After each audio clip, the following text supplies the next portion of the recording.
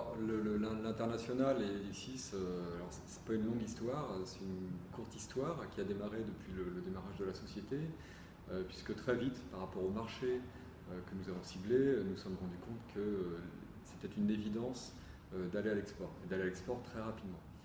Alors, tout a démarré par un atelier export à Atlampol, donc qui nous a permis de vraiment travailler sur le business plan export, de travailler sur les stratégies aussi par rapport à notre marché ciblé. Et tout de suite, on a enchaîné avec un accompagnement par la CCI, donc avec une conseillère, Florence Crosset, que je connaissais déjà depuis très très longtemps, qui avait déjà accompagné d'autres activités précédemment. Et donc une visite quasiment tous les un mois et demi, 2 mois, avec une remise à jour régulière du prévisionnel, un suivi régulier des actions à l'export.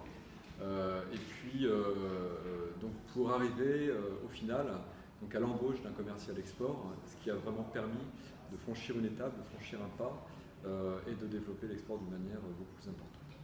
Voilà. Et quels sont vos projets aujourd'hui?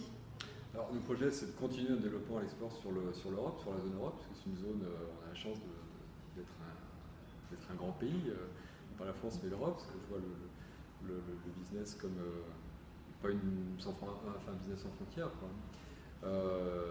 Voilà, un des grands chantiers aussi que nous envisageons dans les années à venir, c'est bien sûr les États-Unis.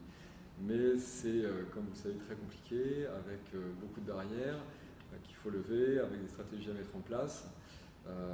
Et donc, sera très certainement un gros chantier, mais qui prendra aussi beaucoup de temps.